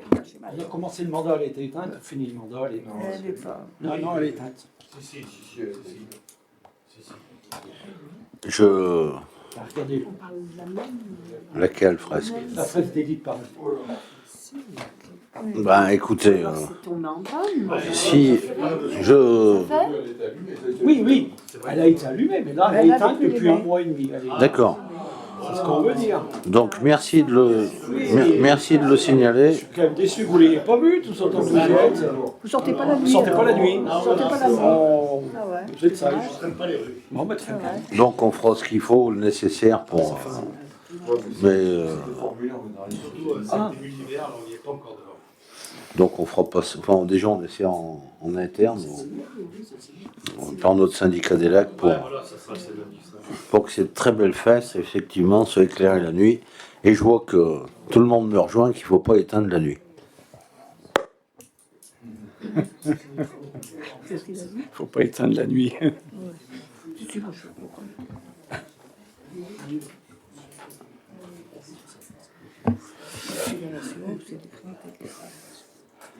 Yes, ouais.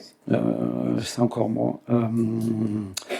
Est-ce qu'on pourra faire un petit point sur les travaux de la commune, savoir un peu où on en est, ce qui se passe là-bas, place du SNI et autres, et puis en même temps aussi ce qui a été fait, enfin ce qui est fait devant la mairie là par la Comcom. Vous pouvez nous dire où ça en est, quoi. Je répondrai quand ça sera mon tour de parler. D'accord. J'ai envoyé un petit mail là, il y a quelques jours sur un état des routes, sur la route du Bolet et des Ceps.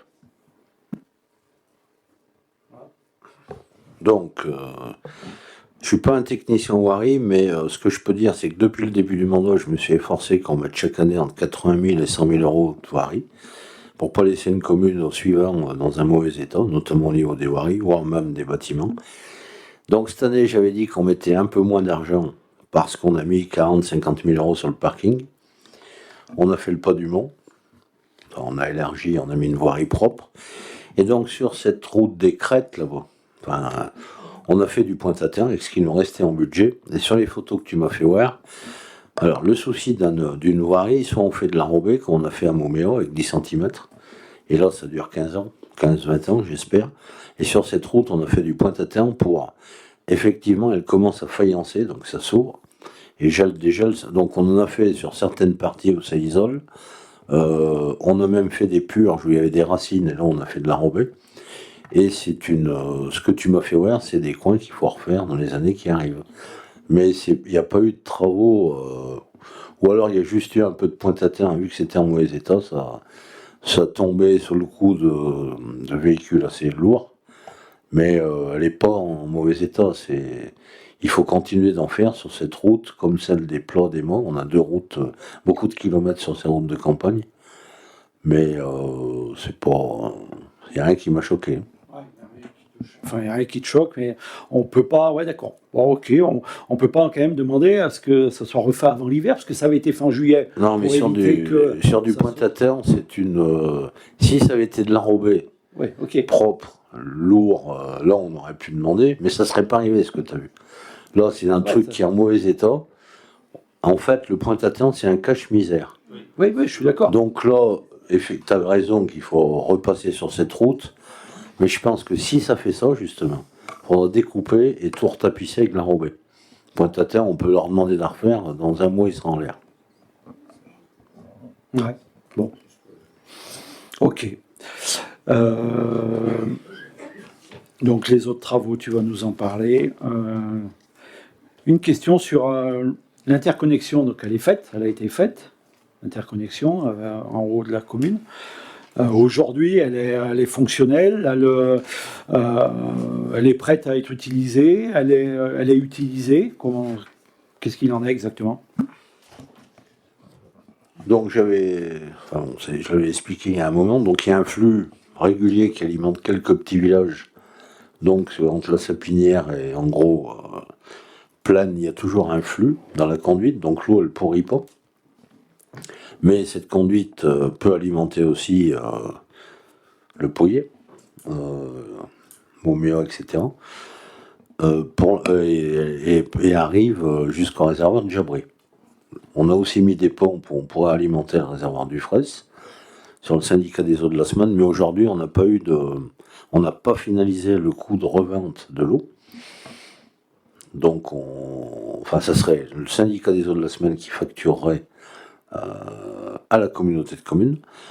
Donc on est en train d'y travailler dessus. Aujourd'hui, il y a un petit flux pour alimenter des petits villages. Donc l'eau se pourrit pas, la conduite est en bon état et en fonctionnel. On n'a pas essayé le refoulement s'il marche dans l'autre sens. Il faudrait qu'on le fasse.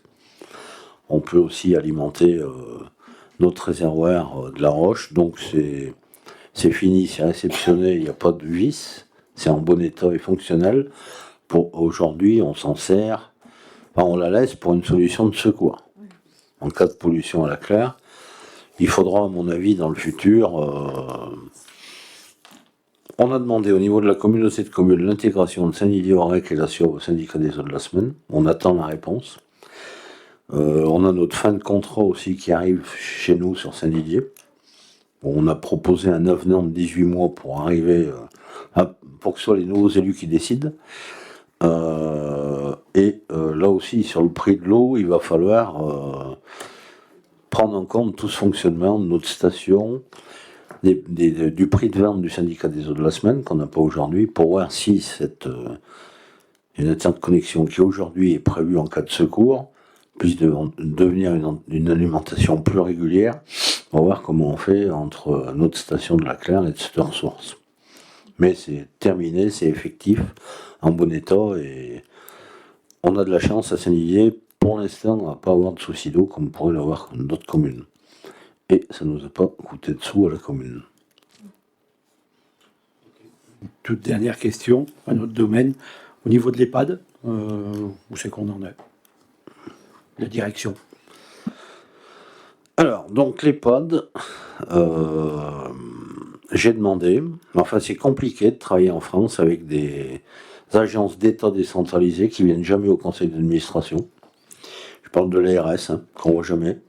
Donc c'est difficile, mais je me suis battu pour qu'on ait, je le répète, on a 76 équivalents temps plein pour qu'il y ait quelqu'un demeure, parce qu'on ne peut pas travailler sans cadre. Enfin, pas un cadre qui est là pour contrôler ce qu'on fait, mais pour prendre des décisions. Donc, aux dernières nouvelles, la directrice par intérim a reçu une personne. Moi, je souhaite qu'il y ait un cadre administratif qui soit sur site, qui encadre tout son personnel, même si on est sous la tutelle des Saint-Just, ça ne me dérangerait pas. Donc, il y a un entretien qui est assez récent où ça peut peut-être matcher. Il y a une proposition financière qui a été faite à cette personne.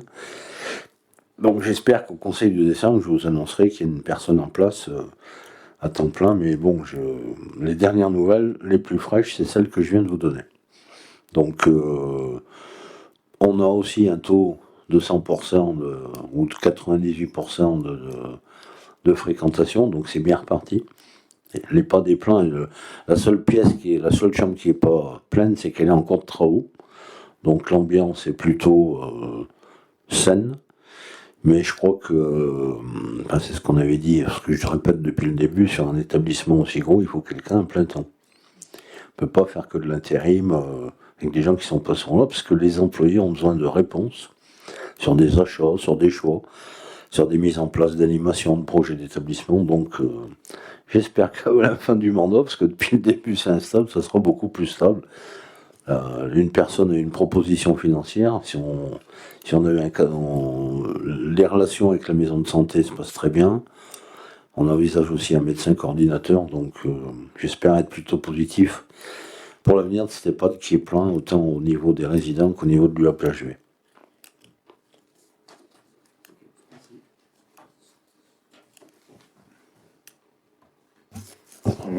Juste pour signaler que l'alarme PPMS, donc elle fonctionne à l'école, celle qu'on a installée avec l'entreprise Plus Sécure.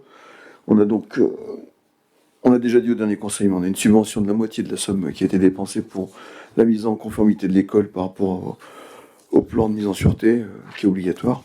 Et monsieur Mattiato viendra la semaine prochaine pour nous montrer le fonctionnement dans le détail.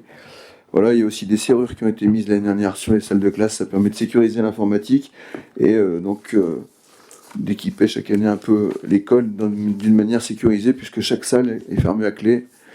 Il n'y a plus de va-et-vient, plus personne ne peut aller dans les salles de cours, et les instituteurs, enfin les professeurs des écoles et les ATSAM doivent fermer les salles de classe après les avoir utilisées. Et puis juste pour dire au niveau culture, la présence de deux groupes le 21 novembre au Cinéma Théâtre pour un concert à 20h avec le quartet Meg et Tribo Précis en première partie. Voilà, merci. Le suivant est une suivante. Et moi, je vais prendre ma casquette d'élu référente petite ville à la Comcom pour parler de l'étude commerce qu'on avait lancée pour dynamiser donc le territoire et pour une idée de réunion avec les commerçants qui a été initiée depuis le mois de juillet. Donc on va lancer sur toutes les communes, mais dans chaque commune, pour proposer des casiers réfrigérés aux commerçants qui seraient intéressés. Donc là, il faudrait aussi réfléchir sur les emplacements. Et tout à l'heure, on parlait des toilettes publiques sur la place des droits de l'homme et d'une potentielle démolition de la toiture, mais peut-être à voir aussi, parce que ces casiers, ça fonctionne avec de l'électricité. Il faut qu'ils soient protégés. Les usagers aussi, les commerçants qui déposent leurs produits comme les gens qui viennent retirer leurs achats. C'est bien aussi qu'ils puissent le faire à l'abri des intempéries. Donc on n'a pas la date encore. Et puis au cours de cette réunion aussi, on fera intervenir quelqu'un qui va nous présenter les chèques cadeaux Alticado. Alors on a déjà Émilie donc des idées en vrac là, qui le fait sur la commune, mais ce qui serait bien, c'est que plus de commerçants encore adhèrent à ce dispositif qui peut nous aider aussi. Enfin c'est un échange quoi. Nous aussi commune, on peut récompenser par ce type de chèque qui relance un peu l'économie, qui favorise les commerçants. Merci bien pour ces infos importantes et affaires à suivre. Par rapport, il va falloir qu'on y arrive avec ces commerces à faire des trucs locaux, mais on se rend compte qu'ils ont peu de temps et il faut qu'on arrive à les pousser, qu'on arrive à le réussir, parce qu'il y a des territoires qui arrivent et je pense que c'est quand même le rôle des pouvoirs publics de soutenir les gens qui payent des impôts locaux. Affaire à suivre. Donc pour les travaux, je vous informe que le 15 décembre, Björn Borg et John McEnroe viendront pour l'inauguration pour les tennis couverts. Donc on est sur une fin de travaux, non, c'est une plaisanterie.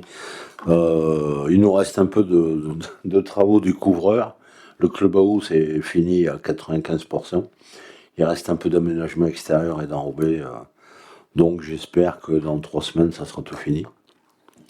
Et qu'on vous le fasse voir à tout le monde pour... peut-être par une inauguration. C'est simple, en invitant les entreprises, le conseil et quelques personnes du club. Donc ça, c'est une affaire qui est pratiquement réglée. Alors après, qu'est-ce qu'on a d'autre? Le cabinet dentaire, il y a le plaquiste qui sont à l'œuvre, donc suivi du plombier et de l'électricien. Début décembre, on doit couler la chape liquide. Après, il y a 4 semaines de séchage, mais l'ouverture début février reste jouable. À 15 jours près, suivant, parce que les travaux, c'est jamais cartésien. Donc, enfin, si vous voulez y aller, vous pouvez y aller. Il y a des gens qui bossent, vous les dérangez pas trop, vous verrez. Il y a une partie qui est réhabilitée dans les anciens locaux du GLAD. Et la partie agrandissement, le gros œuvre est fini, le toit terrasse est terminé, l'isolation aussi. Donc c'est des travaux intérieurs, donc ouais, début d'année, ça joue.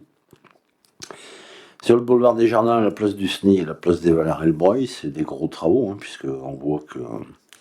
Donc la voirie de Cogeca et les parkings derrière, on part sur fin novembre. C'est jouable. Le déménagement, déjà, on doit commencer un tout petit peu avant, mais s'il manque un peu de 31,5 pour qu'ils rentrent, on va les aider. Ils pourront déménager. De l'école d'Olto jusqu'à l'église, c'est pratiquement fini. Les bordurages, pavages, il reste des plantations. Je crois que le maître d'œuvre doit les choisir chez un pépiniériste ces jours-ci. Ensuite, le mur qui symbolise, gros mur en pierre qui symbolise les anciens ampères, sera fini fin novembre. Les pavés devant chez le boucher, c'est fini cette semaine ou la semaine prochaine. Et ce que j'espère, après il faut bordurer vers le foyer Régis Ploton, tout ça, parce que là il y a des pavés, qu'on tire des enrobés mi-décembre. Il restera peut-être quelques plantations à faire, mais pas plus, pour qu'on puisse finir ce secteur pour attaquer sur la place des Valères en janvier, parce que là il y a des réseaux secs à enterrer, pour finir par le Breuil, et pour que les travaux, comme initialement prévu, se terminent en mars. Donc tout ce que je vous dis, c'est jouable si la météo est clémente. Donc il faut que les égidériens soient civiques et patients au moins jusqu'à jusqu'aux vacances de Noël, notamment pour ceux qui ont les gamins. Parce qu'après, ça nous libérera pas mal de places de parking sur la place du SNI. C'est l'objectif, c'est jouable aujourd'hui. Même s'il nous reste des arbres à planter, ça ne nous empêchera pas, mais je pense qu'on les aura plantés aussi.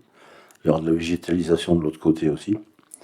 Après, les valeurs, il y a du boulot aussi, parce qu'il y a tous les réseaux secs à enfouir. Le Breuil, il y a un mur d'étayement, mais qui sera fait sous peu, pour qu'on puisse avancer les voitures. Et le mur, il sert à les soutenir, pour qu'elles tombent derrière, et on finira le Breuil, qui sera enfin fini, puisque c'est en travaux depuis un sacré moment.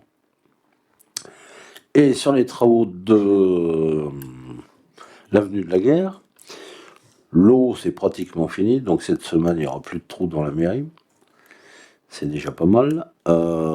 Et après, il leur reste des traversées à faire sur des branchements d'assainissement.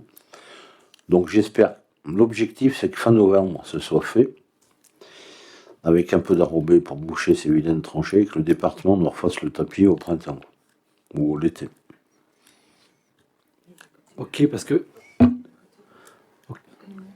sur les réseaux d'eau qui ont été faits, donc en descendant sur la droite, en descendant vers Alessio, à gauche, il n'y a pas de nouvelle ouverture, non? Donc, enfin, je change à droite ou gauche, peu importe.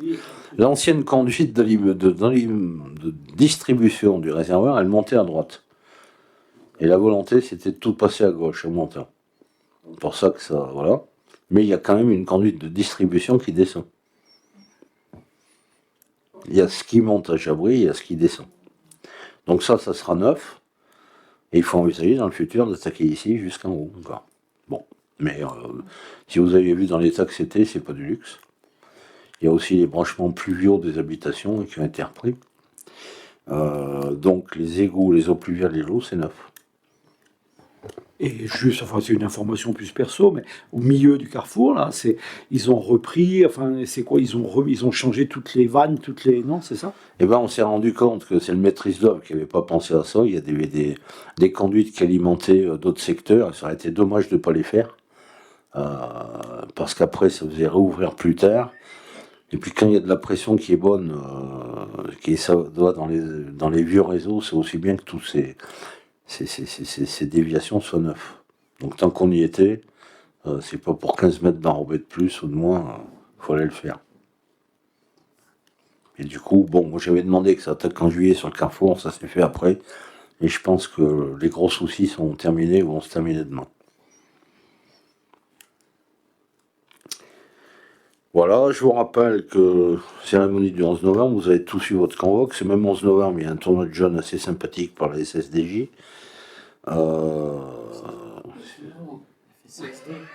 Pardon, FCSD, je mélange les clubs, excusez-moi. Il fallait bien que je fasse rire, notamment parce que Pascal fait le rapporteur. Je suis désolé. C'est de bon cœur, je l'ai dit. Et le prochain conseil municipal aura lieu avec des papillotes le jeudi 11 décembre 2025 à 20h. Merci à tous, bonne soirée. Fin du conseil. 21h44.